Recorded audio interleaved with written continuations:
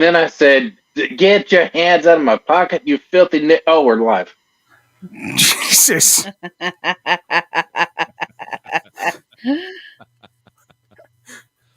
You're That's real funny. Big Daddy, everybody. If anybody, Big Daddy B Block, Big Daddy. yeah, it's it is a rarity that we have. Stanley McFadden throughout the entire recording session. He did show up late though, so that was good. And It's Black History Month, so that's right. We're celebrating. You're welcome. But dude, in today's wild ride, of a live stream, we are diving into some seriously bizarre and mind-bending stories. But first, let's holy shit, where the fuck am I? I'd like to know. What the fuck is going on? Oh, I don't know. No, dude, all right. I went in the wrong order. But because we've, all right. I maybe it was a mental block because we've covered this idiocy before, right? And now it's gone to the next level. Okay. But you remember that guy who dropped $11,000? Well, was that euros? I think it was euros. Yeah. To become a collie, maybe pounds. $1 million then. No, that's pounds. But yeah, I mean that's still a lot. That dude, a collie like Lassie. Yeah. Well, we reported on Toko's bizarre dog transformation before, and now he's just rolling over for belly rubs. He's not just rolling over for belly rubs. He's running a zoo for humans who want to be animals. Because dude, society's not weird enough, right? This is what I don't understand. You can pay $11 million to look like a collie, but you can be a bitch for free.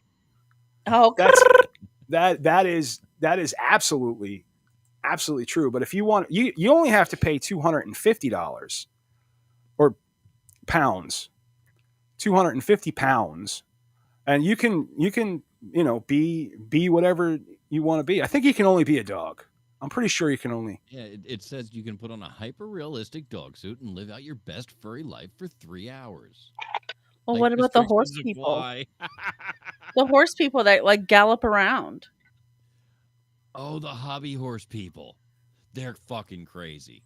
That's the funniest shit in the world to watch. They go to a real horse ring. Oh yeah, with the fucking skip around on hobby horses, jumping over low hurdles. It's fucking brilliant. It's so weird. There's also the girl who she walks like an ape. Yeah, with on all fours, like a wacko. We can take them all. We've done all of those stories on this show. Oh, I would never know that.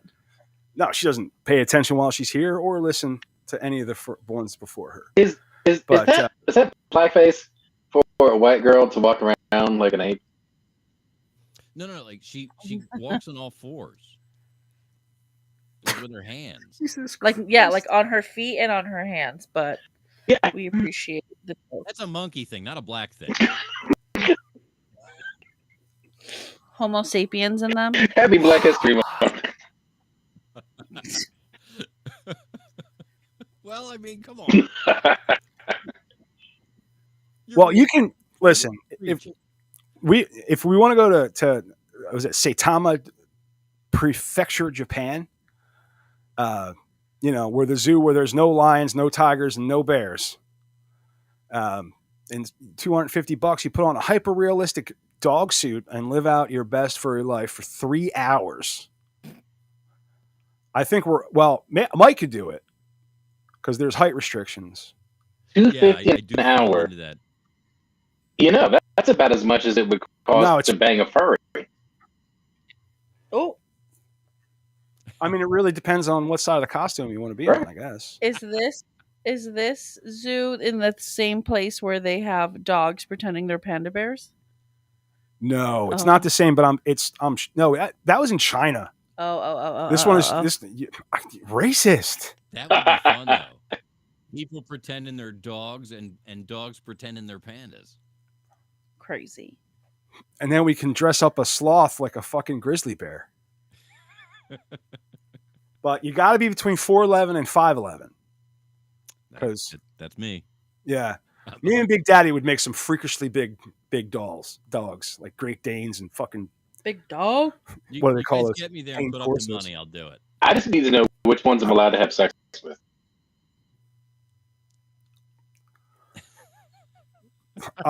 Cut a hole in the costume.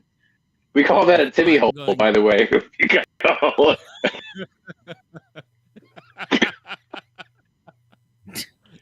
cut a hole in a furry costume, we call that a Timmy hole. Gotcha. Hey, nice Timmy hole. Hey, I was over there in the men's room, and I was sitting there in the John. I looked over, and behind the toilet paper, there was a Timmy hole.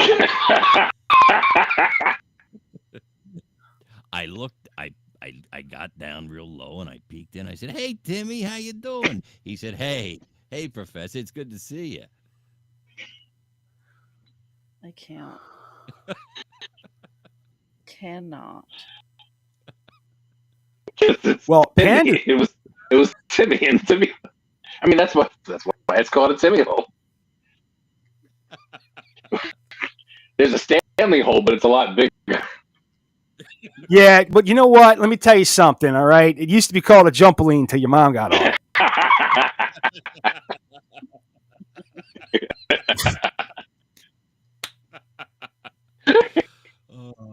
But just so you guys know, okay, he's going to be introducing pandas. You're going to be able to dress up and pretend to chew bamboo. All right, cats and foxes are off the table because they're too small. All right. And you get 10% off if for some reason you couldn't open the dog's mouth in the costume. Wow.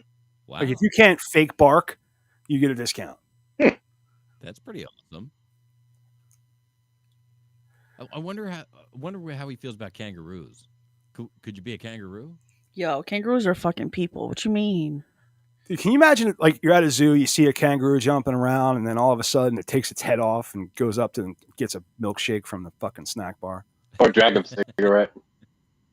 Yeah, he just lights up. We're smoking through the costume. That'd be fun. Hey, Maddie, that kangaroo's smoking a doob. That selfish bastard. He told me he didn't have any more. Dude, group sessions are available. So we can all go together. All right. Nothing says friendship like licking fake paws and howling at the moon and Japanese theme park, dude. I thought you said licking fake balls. We can lick our balls. We should howl at the moon. Animals that not for nothing. We should all dress up as animals that wouldn't be caught hanging around with each other, and then just like find a place to hang out and smoke a joint. But if we just dress up as a dog, you still can't lick your own balls. That is a problem. You know what I mean? No matter what you do, you can't lick your own balls. If you want your balls licked, you got to go ask somebody to lick your balls, and that gets uncomfortable, especially if you don't know people that you went as a group, but you got a group on. Yeah, and my jaw clicked, so yeah. It's rough. Sometimes you just don't know somebody well enough to say, "Hey, could you lick my balls for me?" Oh my goodness. So, I mean, what else is happening? When you ask so nicely? Well, listen, I just want to say this: the Taco followed his dream, and good for him. But the fact that people are signing up for this in math, dude, there's hello. Taco followed his dream, and good for him. But the fact that people are signing up for this in mass, that's another level of what the fuck. And at this rate, expect a taco safari by 2026 where humans pretend to be gazelles while others chase them in lion costumes. And then we can go all smoke a joint. But I think this is just another sign that humanity has gone too far. You know what I mean? And it's really... A lot of things go too far. Dude, you remember how we used to joke about AI becoming self-aware and taking over the world? Yeah, it's getting there, right? It's happening, and no one's laughing anymore. According to scientists, AI has crossed a critical red line after successfully replicating itself without any human help. Dude, Do we have the Terminator theme song? Big Daddy? How does the Terminator... Thank you.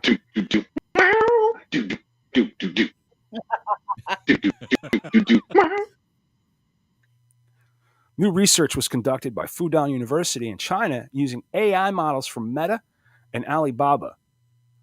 Why is a Chinese discount store developing AI? Anyway, the same companies that bring you your social media feed and questionable shopping habits.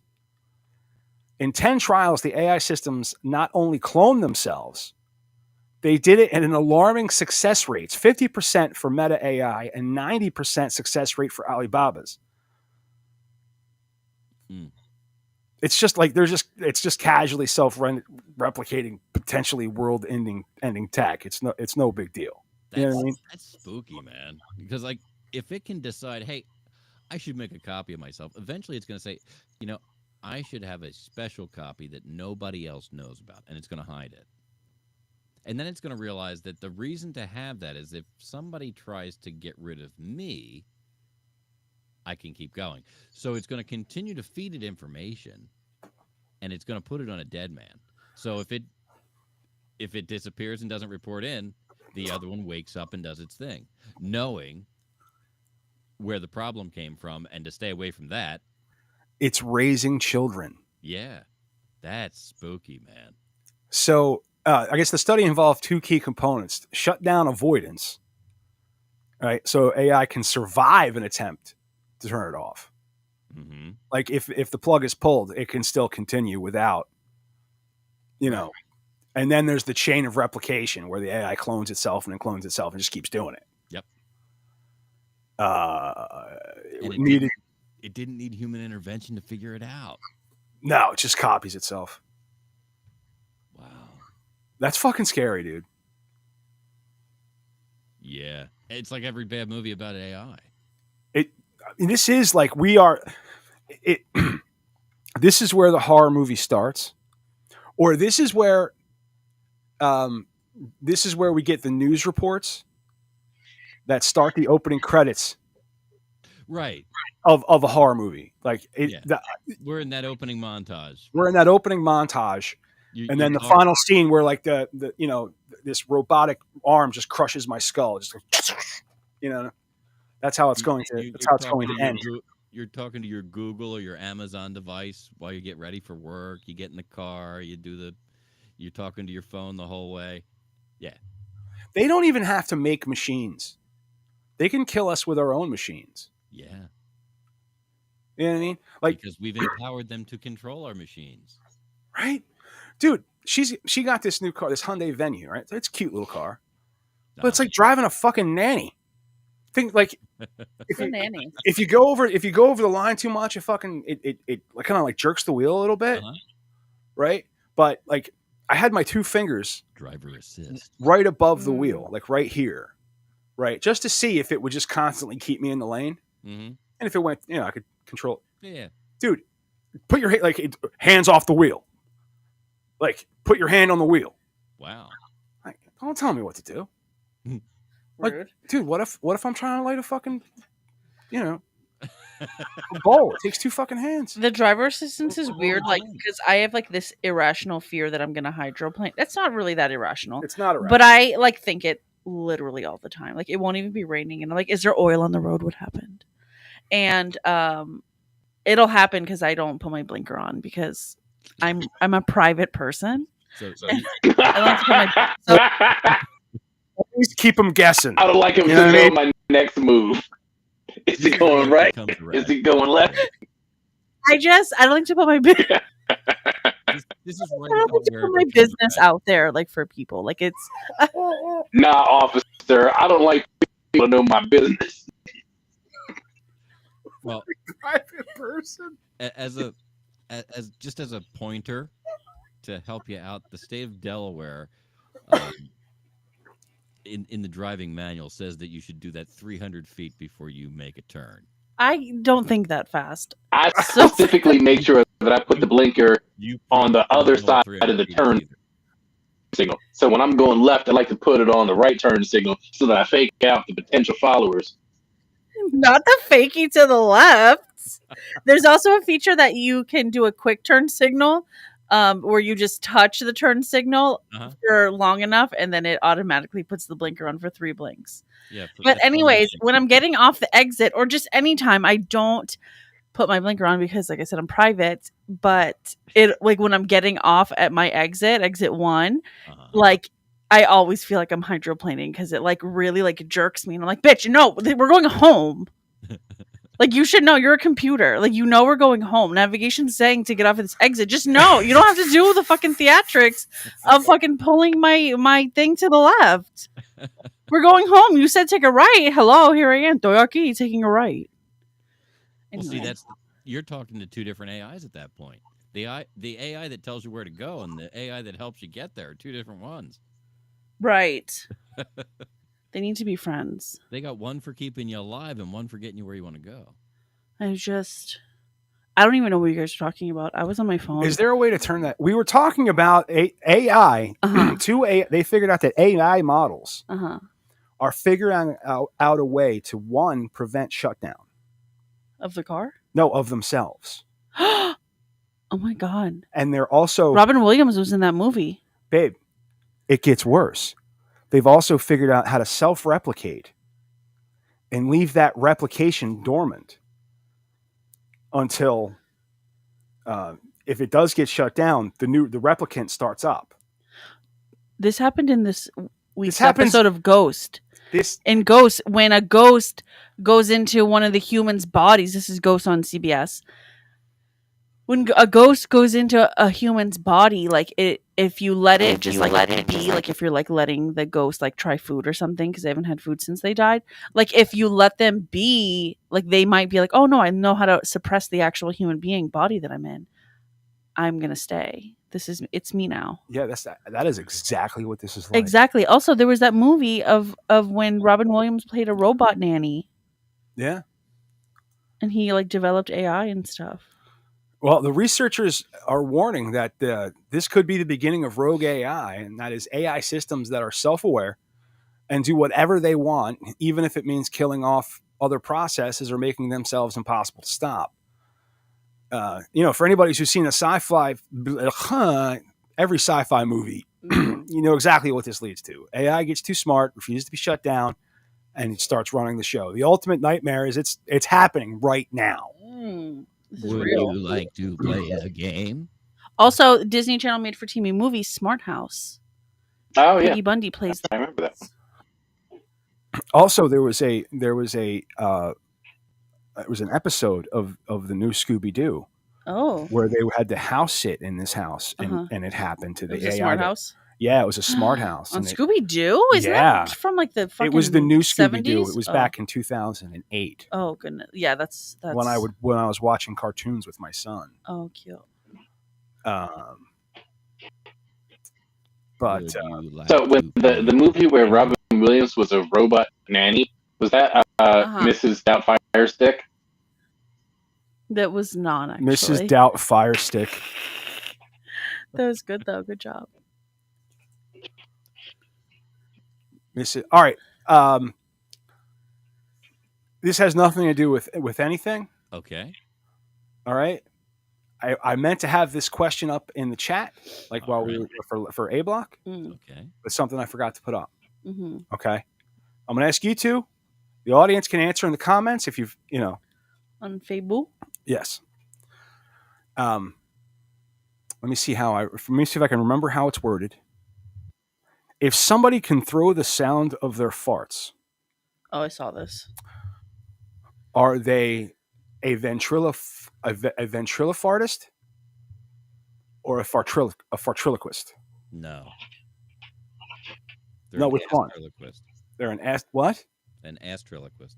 An astriloquist? Sure. Ventriloquist or a fartriloquist? Yes. No. Astriloquist. Astriloquist? What do you think, Big Daddy?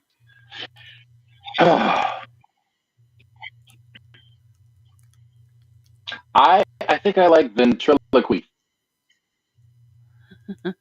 Ventriloquy. Oh, so it's feminine. I mean, it's 2025. You gotta. Yes. I can queef out of my ass pussy. Save that. Save that. God. Save that right now. February 12th, 9:35 p.m. B block. 20 minutes into the session. Are you kidding? It's going to end every episode from now on. All of them. All of them. This ass pussy. But we have with us right now a genuine fartriloquist, Matthew. Erica Sonazak. Santiago. I don't. Because as I was getting ready, she farted, and it sounded exact. Dude, it sounded just like it, Matt, just like it came out of me, dude. What happened was Here's the you thing. stepped on a wire on the floor, and I said, "Are you farting?" And you said, "No, that was you." And it was literally not even a fart; it was you stepping on the wires because you were getting my contacts case behind the screen. No me diga, Dude, she did such a good job. She made my asshole vibrate. The whole punchline. Thank you very much. You weren't sure it wasn't you. I don't like bathroom talk. No, I'm sorry. You do. All right, I'm going to bed. Good night. Bye. But listen, we've spent enough time discussing that AI can replicate itself and potentially destroy humanity. Sure. Let's take a breather, shift gears a little bit, and talk about something that won't end with us all living in a dystopian robot-controlled hellscape, or something that could benefit you if we did wind up in a dystopian, hellscape. Let's talk about something a lot more relatable: friendship. And no, not the kind where you hang out with a bunch of dog-suited weirdos in Japan, but the kind where you actually, form connections with other human beings. It's a weird concept, right? Well, there's a science to it. How many hours do you think it takes for a college student, your basic college student, to form a friendship?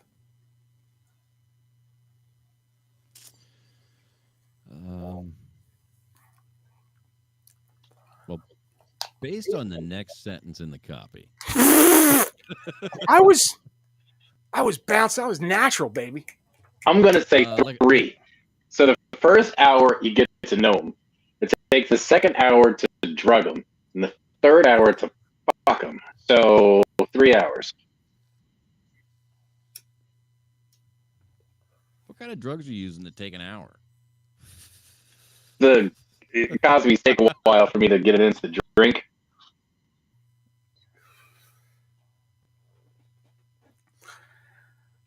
I think it's like 43. That's I don't have that much time. And that's to go from acquaintance to casual friend. 43 hours? But if you're an adult, 94 hours are required. 94. See, this is why I don't have friends. You don't have that kind of time. I don't have that kind of time. We don't have time like that. Yeah, but the thing is like, how many hours of podcasting have we done? Well, that's why we're friends. Exactly. I mean, if you think like you take our total hours of podcasting and divide that by 3/5. That's Big Daddy's totals of podcasting. So, that's we did the math at 200. It was like 5. I know we did the math at 199. Yes. To be idiots, and it was like 500 hours that we've in the past 4 years that we've been. Well, wait a minute. If it's 3 hours a week, and it takes 96 hours, doesn't that mean it takes us almost a year? But you got to remember, we were podcasting together for a long time before we were friends. Like, you have to. Yeah, we all just answered ads, and each time that we all walked into that room, none of us knew the other people in the room, and started a podcasting adventure. True. then we all became friends and started caring about each other's feelings, and the show started. The blowjobs helped.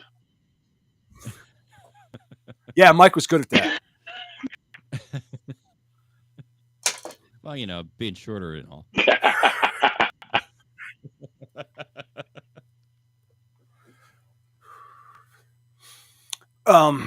So, but adult, I did say that, right? The adults take 96 hours. Yeah. But adult, you know, the older it takes even more. The older you get, it can take up to 164 hours.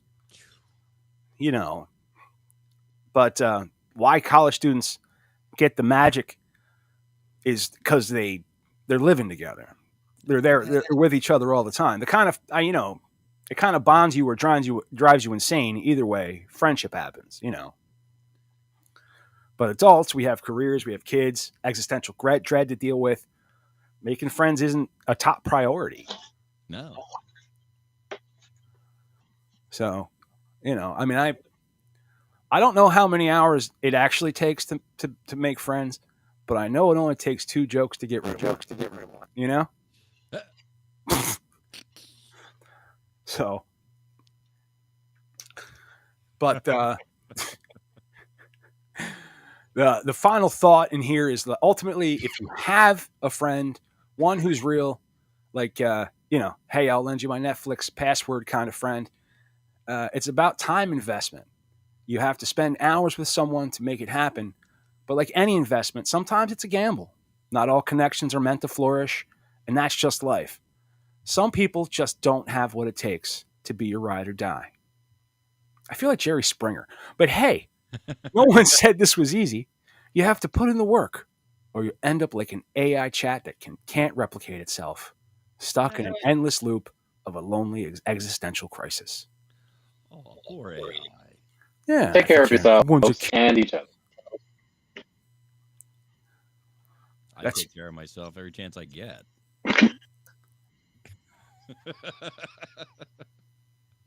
You let me get a couple free minutes.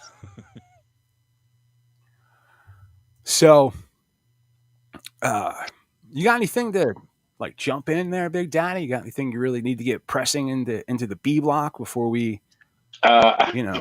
I try not to press too hard into the B block. Well, we are coming up on, you know, on the block that you've made famous. So, C block is coming up. We have, I think, you know, I think you're going to be quite entertained. We're going to be talking about, we're going to talk about, you know, some Riley Reid. Ooh. And what's the other one? Fuck, I can't. The one we were talking about. No, there's an update on Bonnie Blue. Okay. That's right. And her record break. Yeah. And then we're going to be talking about, you know, some relationship advice. Plus, we've got a Big Daddy S on tap. Nice. So check us out in the C block. You know, we'll see how that fucking goes. Just that's what it is. All right. Ladies and gentlemen, this has been the B block on episode 222 of the Media Virus Podcast. We'll be back in the C block. That's right. Where you like it hot and heavy every week with Big Daddy. That's C block and mofo that we love so much.